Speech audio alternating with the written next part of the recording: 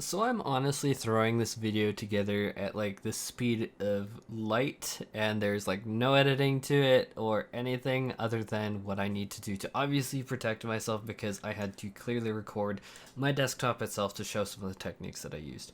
So there are going to be things that are censored off screen, obviously, like usernames, passwords. I'm sorry, I'm not going to just throw that out there.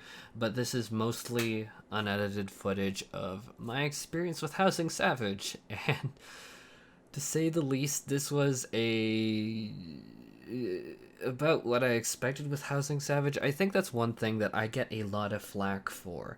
I get a lot of flack for it when I talk about it on Reddit. I get a lot of flack for it for even making videos saying this is tough. And people are just like, oh, it can't be that tough. But I wanted to show my personal experience with this.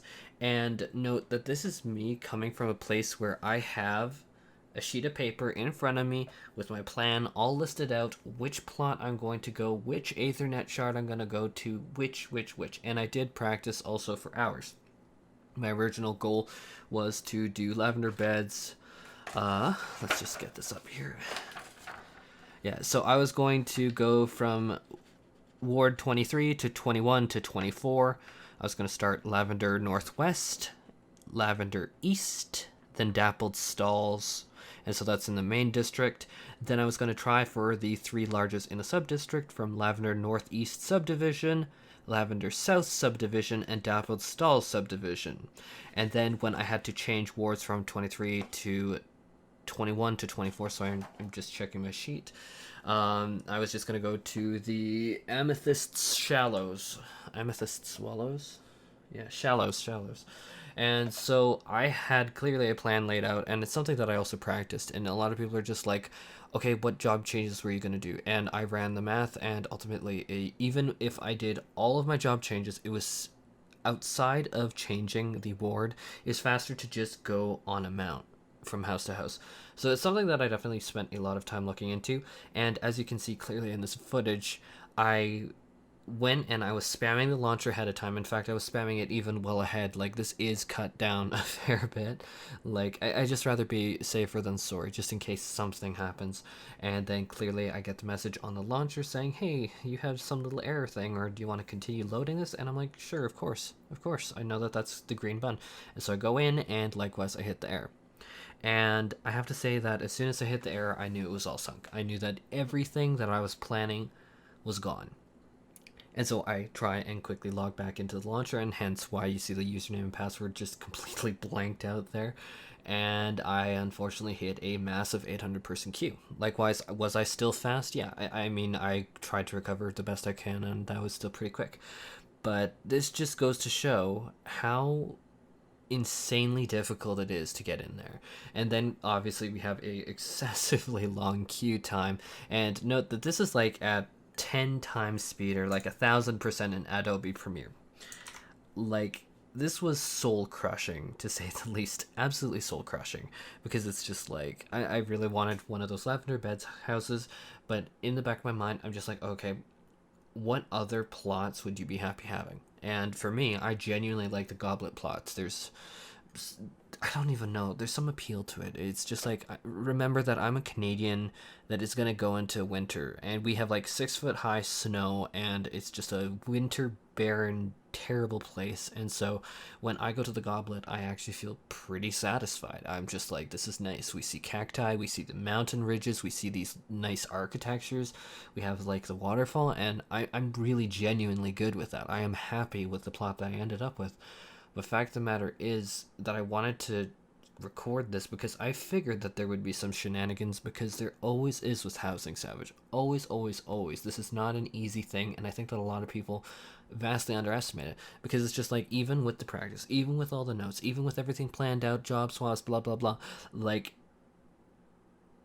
it's still a pretty unfair system, and it's something that I do talk about a fair bit on this channel, and obviously I'm talking about it some more, but in the footage that I'm going to be showing, I don't know if the audio is even going to be in sync with the footage, unfortunately, but you're going to see that the houses were snatched up within 10 minutes.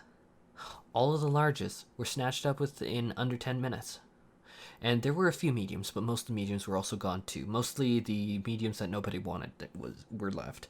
And so the only way that I got a large was because I got desperate and I knew, hey, where is a area that I would be happy being in a large at? And I chose Goblet because those houses, like all of those larges, are pretty darn isolated. And I'm happy to say that the 2 plots that I have are isolated. And obviously, if you watch any of my past content back when I had like 50 subs, you know I hate Paisa houses. I hate Paisa houses. I hate Granny Nams. Those are not welcome in my life. So overall happy, but the only way I got a house wasn't actually through Housing Savage. It was through someone else changing up their house. Obviously, they got a better large that they prefer, and I got this one. Which, am I happy with it? Absolutely, but it just goes to show how unfair the system is. And I mean, oh, you're just playing a victim. I mean, no, I'm happy with how things ended up, and I don't want anyone to say, oh, you're playing a victim, because I'm genuinely happy. It's just like, would I have preferred, like, the lavender beds? In fact, the only one that I really, really did want was the first one. So that would be the one with the bridge from Lavender Northwest to Lavender, sorry, got my sheet, Northeast subdivision. So that's the only one that I really wanted. The other two were kind of like settling just because I could obviously travel through the Aethernet way faster. But aside from that, not trying to play a victim here. I'm just showing how brutal the system is, and hopefully this can be used as a talking point, because I do not think that many people were recording during this. And in fact, one thing you're probably noticing through the footage is my OBS settings were set to like 10 frames per second, so like ghastly low. Like, this footage is so embarrassing, and but I'm just trying to show, like, this is what I went through. I don't even know how I'm supposed to end this video. I'm thinking about an eloquent way to say it, but it's just like, I'm also gonna go back after I'm done recording the audio, just slightly after an hour later, and see if any houses are even open on Gilgamesh. I'm not gonna go across the data center, but I'm just gonna throw that footage here. Anyhow, more footage later. I think that I'm gonna go to sleep before I even start touching the Bojin Southern Front. I am wiped out. I had massive caffeine and sugar spike right before it. Like, I was drinking tons of caffeine. I was eating tons of sugar, like sugary icing, strudel things and everything, and brownies. And yeah, I'm quite done right now. But I want to upload this just so that everyone could see Housing Savage live. This is how the cookie crumbles, and this is why you are going to see a video on reform and what I personally really think would be really advantageous. And I'm also going to come at it from a place of, honestly, I cringe at saying it, but like, privilege, because I already have 2 larges now, clearly.